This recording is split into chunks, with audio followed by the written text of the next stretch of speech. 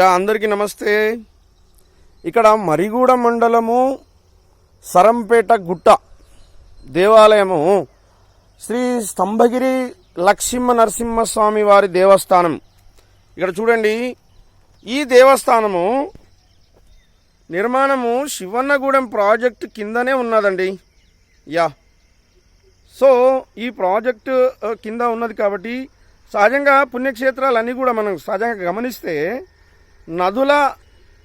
నదుల దగ్గరనే ఉంటాయి, మనకు కొంత తెలుసు.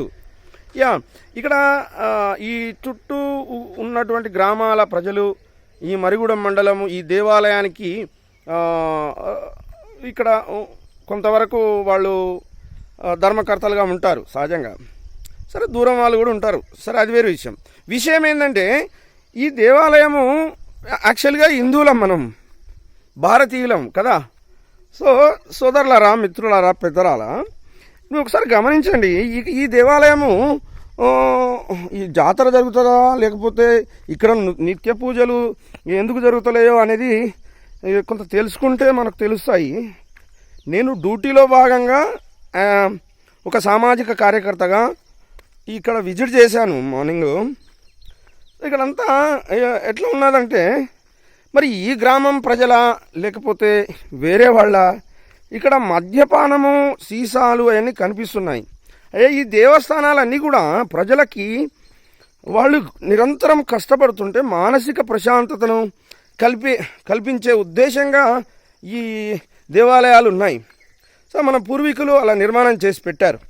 కొద్దిగా లోపలికి పోతే డివోషనల్గా అది అర్థమవుతుంది. మరి అలాంటి దేవస్థాన పరిసరాలు మనము ఎలా చూసుకోవాలి?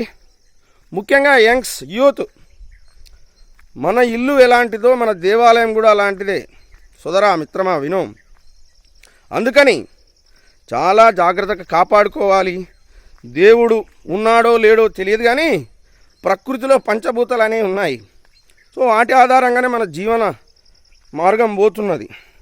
సరే, నమ్మకం అనేది ఎవరిది వాళ్ళకు ఉంటుంది, అది వ్యక్తిగతం, నేను దాని జోలికి వెళ్ళను. సో ఈ దేవాలయంలో జరిగేటువంటి కొన్ని పనుల వల్ల దేవాలయ ప్రతిష్టతకు, హిందుత్వానికి ముఖ్యంగా చెడ్డ పేరు వస్తుంది. కనుక మనము ఈ దేవాలయ పరిసరాలని కాపాడుకుంటూ దేవాలయాన్ని భక్తితో శ్రద్ధతో మొక్కుదాం, ప్రకృతిని ఆరాధిద్దాం. శ్రీమన్